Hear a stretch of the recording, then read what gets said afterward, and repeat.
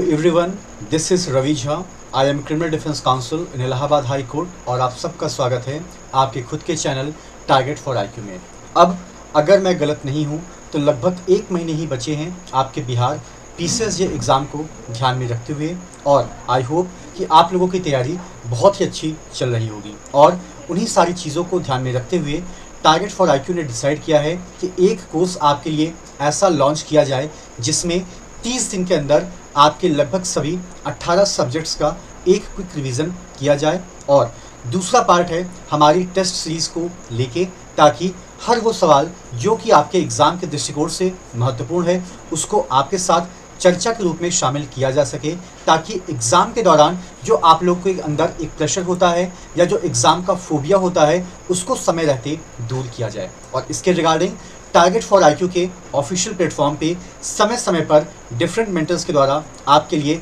अलग अलग चीज़ों को पेश किया जाता है, और इसका सिर्फ और सिर्फ एक ही बेसिक ऑब्जेक्ट है ताकि आप लोगों की बेसिक रिक्वायरमेंट को फुलफिल किया जा सके। तो जैसा कि आप लोगों ने देखा कि हम लोग लॉ ऑफ टॉर्ट के बहुविकल्पीय प्रश्नों को सॉल्व कर रहे थे, और लगभग एक साथ में हम लोगों ने 1 से लेकर 50 तक के सवालों का जिक्र किया। आज के इस वीडियो सीरीज़ के अंदर मैं रवि झा आपके साथ क्वेश्चन नंबर 51 से लेके 100 तक के सवालों के बारे में चर्चा करूंगा, और आप लोगों से ये इल्तिजा है कि इन सभी सवालों को बहुत ही बारीकी से आपको देखने, जानने और समझने की ज़रूरत है। अगर आपके साथ मैं आज की क्लास के पहले सवाल की शुरुआत करूं तो पहले सवाल की शुरुआत होती है आपकी सीरियल नंबर 50 से, और ये बात करता है कि which one of the following famous case is related to an exception to the application of the doctrine volenti non fit injuria based on the rescue cases. और आमतौर पे अगर आप इसके विकल्पों को देखेंगे तो यहाँ पर जो सही विकल्प है वो है आपका हाइनेस वर्सेस हार्वुड। उसके बाद अगर हम लोग इसके दूसरे केस को देखें तो ये बात करता है कि the liability of a master for acts of his servant in law of tort is called. आमतौर पे वो कौन सी परिस्थिति है जहां पर आमतौर पे सर्वेंट के द्वारा किए गए एक्ट के लिए उसके मास्टर को भी जिम्मेदार ठहराया जा सकता है। तो ये बात करता है वाइकेरियस लायबिलिटी के बारे में। उसके बाद अगर हम लोग देखते हैं तो which out of the following does not constitute an exceptions to the rule in the case of Rylands versus Fletcher. और आमतौर पर ये पूरा का पूरा केस आपका इवॉल्व करता है आपका poor condition of the land को ध्यान में रखते हुए। इसके अलावा यहाँ पे आपको एक शब्द के ऊपर फोकस करने की ज़रूरत है कि the following does not constitute an exceptions. इसका मतलब ये है कि प्लेंटिफ्स ओन फॉल्ट के लिए आपके पास अपवाद है, मैलिशियस एक्ट टू स्ट्रेंजर के लिए आपके पास अपवाद है, एक्ट ऑफ गॉड के लिए भी आपके पास अपवाद है, लेकिन कोई ज़मीन खराब है उसके लिए वी डोंट थिंक सो कि आपके पास कोई अपवाद होगा। उसके बाद अगर हम लोग देखें तो आपका एक लैटिन मैक्सिम्स और निकल कर आता है क्यू फेसिट पर एलियम, फेसिट पर से, और इसका संबंध भी आपके वाइकेरियस लायबिलिटी से है, जिसमें खास तौर से इस बात का जिक्र किया गया है कि the principal is always liable for the act of their agent. उसके बाद अगर हम लोग बात करते हैं तो एक बेसिक कॉन्सेप्ट आपका steam navigation company versus secretary of India में डिस्कस किया गया था, और जब हम इसको देखते हैं तो ये बात करता है vicarious liability of the state को लेते हुए। उसके बाद अगर हम दूसरे केस लॉ की बात करें तो वो केस है आपका कस्तूरी लाल वर्सेस स्टेट ऑफ यूपी, और इस केस के अंदर अगर हम देखें तो हमें ये पता चलता है कि ये केस भी आपका vicarious liability of the state की बात करता है। उसके बाद अगर हम रूल ऑफ स्ट्रिक्ट लायबिलिटी की बात करते हैं तो ये पूरा का पूरा कॉन्सेप्ट आपके साथ डिस्कस किया गया था जस्टिस ब्लैकबर्न के द्वारा। उसके बाद अगर हम लोग बात करते हैं रेलेंट्स वर्सेस फ्लेचर का केस, तो बेसिकली ये बात करता है स्ट्रिक्ट लायबिलिटी के बारे में, और यहाँ पर जो स्ट्रिक्ट लायबिलिटी है वो उस ज़मीन के ओनर की है, यानी कि उसके मालिक की है। उसके बाद अगर हम बात करते हैं दूसरे केस की जिसका भी संबंध आपके स्ट्रिक्ट ऑफ लायबिलिटी से है, तो वो भी आपका रेलेंट्स वर्सेस फ्लेचर केस की ही बात करता है। इसके बाद आपका जो अगला केस है वो बात करता है रतलाम म्यूनसिपैलिटी वर्सेस वृद्धिचंद, और इस केस की अगर हम बात करें तो इसका पूरा का पूरा संबंध है tortious liability of the municipal corporation से। इसके अलावा जब हम लोग बात करते हैं अगले सवाल की तो ये बेसिकली एक मैक्सिम्स है that is called Q face it पर एलियम, फेसिट पर से, और जब हम इसको देखते हैं तो ये बात करता है he who acts through others acts himself, यानी कि अगर कोई व्यक्ति अपने कार्य को किसी दूसरे व्यक्ति के माध्यम से करवाता है तो हम यही मानकर चलते हैं कि ये एक्ट जैसे उसके द्वारा ही किया गया हो। उसके बाद अगर हम लोग स्ट्रिक्ट लायबिलिटी की फिर से एक बार हम बात करें तो आपके सामने रेनर्स वर्सेस फ्लेचर बार बार ये केस लिख के आ रहा है। इसका मतलब ये है कि ये वाकई में आपके लिए महत्वपूर्ण है। उसके बाद अगर हम लोग बात करते हैं कि रूल ऑफ स्ट्रिक्ट लायबिलिटी इनमें से किनके ऊपर एप्लीकेबल नहीं होता है, तो जो आपका एक्ट ऑफ गॉड है उसके ऊपर ये एप्लीकेबल नहीं होता है। अदरवाइज हम मिस्टेक की बात करते हैं, नेग्लिजेंस की बात करते हैं या इनविटेबल एक्सीडेंट की बात करते हैं तो वहाँ पर इसकी एप्लीकेबिलिटी ज़रूर देखने को आपको मिलती है। उसके बाद जब हम लोग बात करते हैं मैक्सिम्स रेस्पोंडेंट सुपीरियर का, इसका तात्पर्य क्या है, तो इसका मतलब ये होता है कि let the principal be held responsible, यानी कि मालिक को ही आइए मिलकर जिम्मेदार ठहराते हैं। उसके बाद अगर हम लोग बात करते हैं कि रूल ऑफ एब्सोल्यूट लायबिलिटी का तात्पर्य क्या है, तो स्ट्रिक्टर देन स्ट्रिक्ट लायबिलिटी, यानी कि एब्सोल्यूट लायबिलिटी का मतलब ये है कि आपकी कंप्लीट लायबिलिटी बनती है और आप अपनी जिम्मेदारियों से 0.001% के लिए भी अपने आप को विड्रॉ नहीं कर सकते हैं। उसके बाद जब हम लोग बात करते हैं कि एब्सोल्यूट लायबिलिटी का फेमस या लीडिंग केस कौन है, तो ये बात करता है आपका MC Mehta versus union of India. उसके बाद अगला सवाल आपके सामने निकल कर आता है कि न्यूसेंस का तात्पर्य क्या है, और यहाँ पर जब हम न्यूसेंस को देखते हैं तो इसका मतलब क्या होता है, an activity on an occupies property that unreasonably interference with the neighbours rights to the enjoyment of his her own property, यानी कि जब आप जानबूझकर अननेसेसरी बिना किसी रीज़न के आप इंटरफेरेंस करने की कोशिश करते हैं, हिंड्रेंस को क्रिएट करने की कोशिश करते हैं, जिसकी वजह से आपका जो नेबर है या जो पड़ोसी है उसको प्रॉब्लम हो रही है अपने राइट टू एंजॉयमेंट पे, तो हम क्यों ना माने कि आपके द्वारा जो एक्ट कमिट किया गया है वो न्यूसेंस की ही बात करता है। उसके बाद अगर हम लोग बात करते हैं एन अनलॉफुल असेंबली के बारे में, तो इसका तात्पर्य भी साफ तौर पे आपके न्यूसेंस से ही है। उसके बाद to spit at a person deliberately is actionable as the law of tort, और ये अपने आप में बैटरी कहलाता है, यानी कि अगर आप किसी व्यक्ति के ऊपर थूक रहे हैं, थूकने का मतलब ये है कि द मोमेंट आपके मुख से निकला वो जो पदार्थ है वो उस व्यक्ति के शरीर को टच कर जाता है, so that amounts to a battery. उसके बाद जब हम बात करते हैं असॉल्ट की, तो असॉल्ट एक ऐसा अपराध है जो आपको IPC में भी नजर आएगा और जो आपको लॉ ऑफ टॉर्ट में भी नजर आएगा। उसके बाद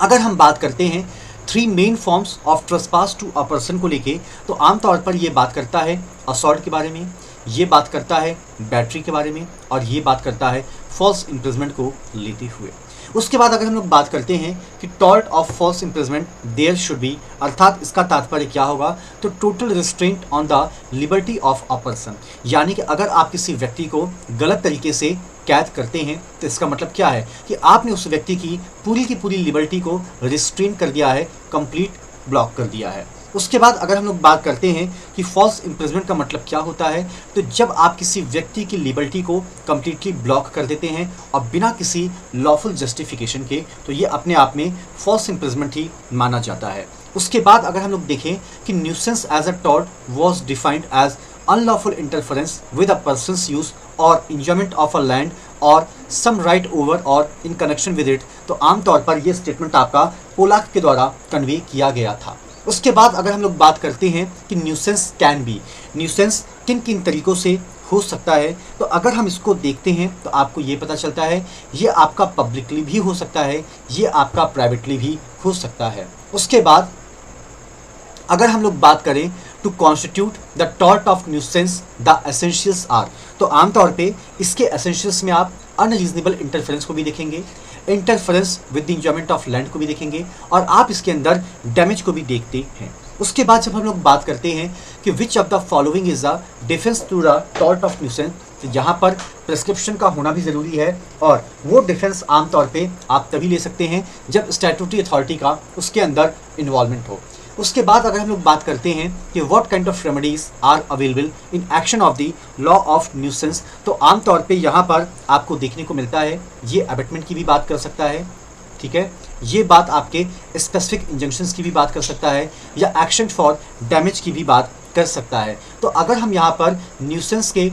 रेमेडीज़ की बात करते हैं तो यहाँ पर आप इंजेक्शंस, स्पेसिफिक रेस्टिट्यूशन और एक्शन फॉर डैमेज को आप सही मानिएगा, यानी कि जो विकल्प आपका 2, 3 और 4 है उसको आपको सही कंसीडर करना है। उसके बाद आपका एक मैक्सिम्स है that is called race ipsa लोक्यूटर। अगर हम इस मैक्सिम्स की बात करते हैं तो इसका तात्पर्य होता है कि कई बार घटनाएं स्वयं भूलती हैं और ये आपको देखने को मिलता है रूल ऑफ एविडेंस के अंतर्गत। उसके बाद जब हम बात करते हैं कि in the wrong of negligence there is a breach, तो आमतौर पे ये बात करता है legal duty of the defendant को लेते हुए। उसके बाद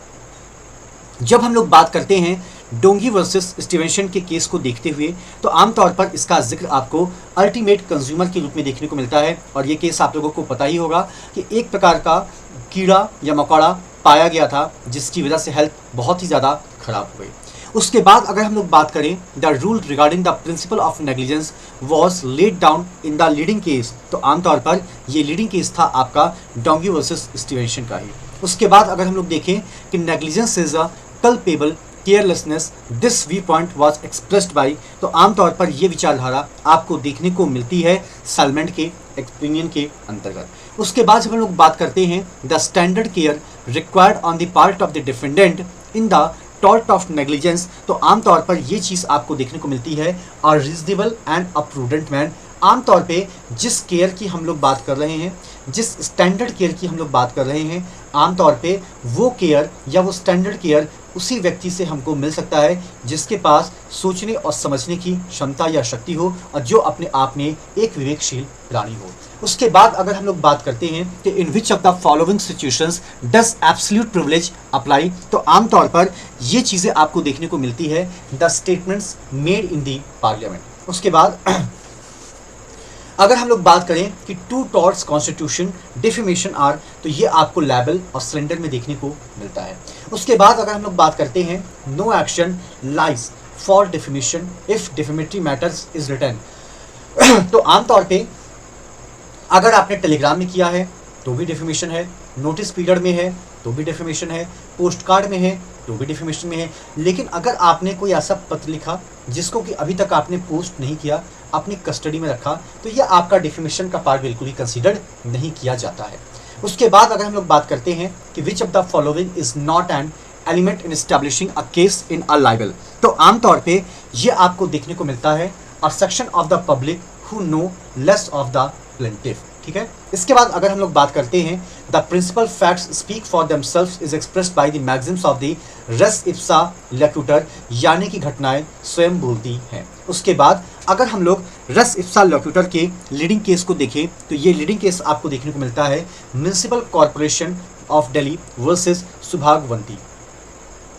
उसके बाद अगर हम लोग बात करते हैं कि लास्ट अपॉर्चुनिटी रूल आपका किससे एसोसिएटेड था, तो ये आपका बात करता है आपके कॉन्ट्रीब्यूटरी नेग्लिजेंस से। इसके बाद अगर हम लोग देखें कि बोर्डहिल वर्सेस यंग का जो फेमस केस है उस केस का संबंध किससे है, तो वो आपको नर्वस शॉक में भी देखने को मिलता है और वो आपको रिमोटनेस ऑफ डैमेज में भी देखने को मिलता है। उसके बाद जब हम लोग बात करते हैं टॉर्ट में defamation can be in respect of, तो वो लिविंग पर्सन और डिजीज्ड दोनों के लिए कंसीडर्ड किया जाता है। उसके बाद अगर हम लोग बात करते हैं अल्टरनेटिव डेंजर्स की, तो ये आपका जोन्स वर्सेस वाइसी में इस केस को डिस्कस किया गया था। उसके बाद अगर हम लोग देखते हैं डिफेमेशन को डिवाइड किया गया है लाइबल और सिलेंडर के अंदर, तो ये विचारधारा सिर्फ आपको इंग्लिश लॉ में ही देखने को मिलती है।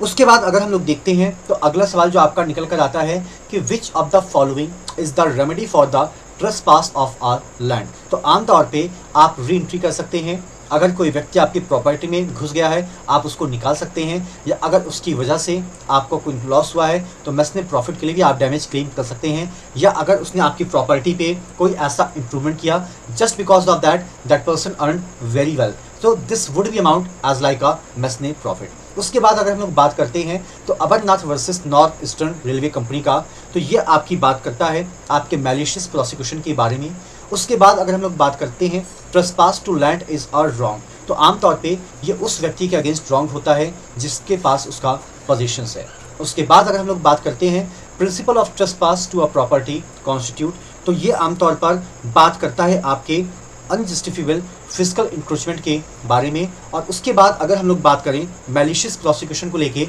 तो इसका मतलब ये है कि एक व्यक्ति एक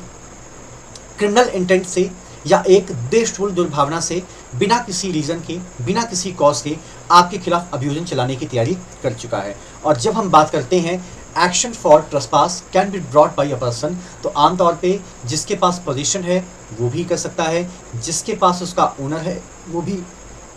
कर सकता है। तो ये लॉ ऑफ टॉर्ट के कुछ महत्वपूर्ण एमसीक्यूज़ हैं जिनको मैं आपसे ज़रूर चाहूँगा कि आप एक बार एग्ज़ाम में जाते जाते इनको ज़रूर देख लीजिएगा, क्योंकि ये सभी के सभी आपके एग्जामिनेशन पॉइंट ऑफ व्यू से एक महत्वपूर्ण भूमिका के रूप में देखने को मिलेंगे। तो thank you so much to all of you.